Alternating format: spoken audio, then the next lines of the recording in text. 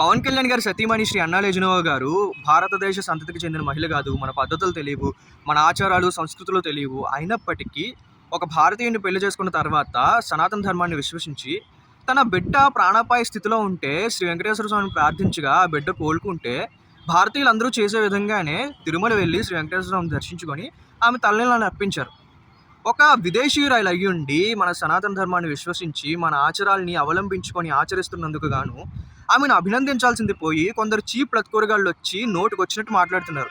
పవన్ కళ్యాణ్ పాపం పూర్తి డ్రెస్ చేసుకొని ఆయన మా సనాతనవాది అయిపోయి పాపం నిజంగా నాకైతే బాధ అవుతుంది.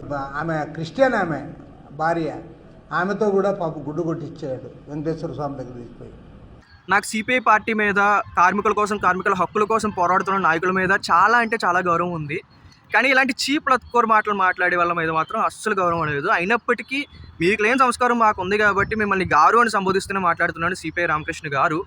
భారతదేశంలో ఏ మతానికి సంబంధించిన వారైనా, ఏ ప్రాంతానికి సంబంధించిన వారైనా ఇతర మతాల ఆచారాలని, వారి సాంప్రదాయాలని అవలంబించుకొని ఆచరించే హక్కు, ఆ స్వేచ్ఛ భారతదేశంలో ప్రతి ఒక్కరికి ఉంది. భారతదేశ రాజ్యాంగం ఆ స్వేచ్ఛను కల్పించింది.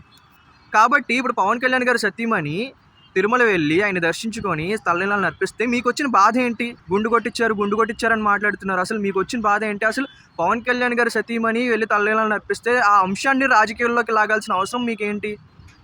ఇంకొకసారి కానీ సనాతన ధర్మాన్ని అవలంబించుకొని ఆచరిస్తున్న మహిళల మీద కానీ, భక్తుల మీద కానీ, విశ్వసించిన వాళ్ళ మీద కానీ ఇలాంటి చీప్ లత్కోర్ మాటలు మాట్లాడితే మేం కొట్టిస్తాం మీకు. పవన్ కళ్యాణ్ గారి సతీమణి శ్రీ అన్నా లెజినోవా గారు భారతదేశ సంతతికి చెందిన మహిళ కాదు. మన పద్ధతులు తెలియవు, మన ఆచారాలు, సంస్కృతులు తెలియవు. అయినప్పటికీ ఒక భారతీయుడిని పెళ్లి చేసుకున్న తర్వాత సనాతన ధర్మాన్ని విశ్వసించి తన బిడ్డ ప్రాణాపాయ స్థితిలో ఉంటే శ్రీ వెంకటేశ్వర స్వామిని ప్రార్థించగా ఆ బిడ్డ కోలుకుంటే భారతీయులందరూ చేసే విధంగానే తిరుమల వెళ్ళి శ్రీ వెంకటేశ్వర స్వామిని దర్శించుకొని ఆమె తల్లిని అర్పించారు. ఒక విదేశీయురాలు అయ్యుండి మన సనాతన ధర్మాన్ని విశ్వసించి మన ఆచారాల్ని అవలంబించుకొని ఆచరిస్తున్నందుకు గాను ఆమెను అభినందించాల్సింది పోయి కొందరు చీప్ లత్కూరగాళ్ళు వచ్చి నోటికి వచ్చినట్టు మాట్లాడుతున్నారు. పవన్ కళ్యాణ్ పాపం పూర్తి డ్రెస్ చేసుకొని ఆయన మా సనాతనవాది అయిపోయి పాపం నిజంగా నాకైతే బాధ అవుతుంది. ఆమె క్రిస్టియన్, ఆమె భార్య, ఆమెతో కూడా పాపం గుడ్డు కొట్టించాడు వెంకటేశ్వర స్వామి దగ్గర తీసుకుపోయి.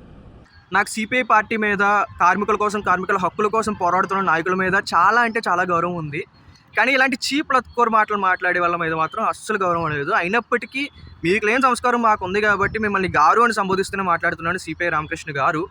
భారతదేశంలో ఏ మతానికి సంబంధించిన వారైనా, ఏ ప్రాంతానికి సంబంధించిన వారైనా ఇతర మతాల ఆచారాలని, వారి సాంప్రదాయాలని అవలంబించుకొని ఆచరించే హక్కు, ఆ స్వేచ్ఛ భారతదేశంలో ప్రతి ఒక్కరికి ఉంది. భారతదేశ రాజ్యాంగం ఆ స్వేచ్ఛను కల్పించింది. కాబట్టి ఇప్పుడు పవన్ కళ్యాణ్ గారి సతీమణి తిరుమల వెళ్ళి ఆయన దర్శించుకొని తల్లిని అర్పిస్తే మీకు వచ్చిన బాధ ఏంటి? గుండు కొట్టించారని మాట్లాడుతున్నారు. అసలు మీకు వచ్చిన బాధ ఏంటి? అసలు పవన్ కళ్యాణ్ గారి సతీమణి వెళ్ళి తల్లిని అర్పిస్తే ఆ అంశాన్ని రాజకీయాల్లోకి లాగాల్సిన అవసరం మీకేంటి?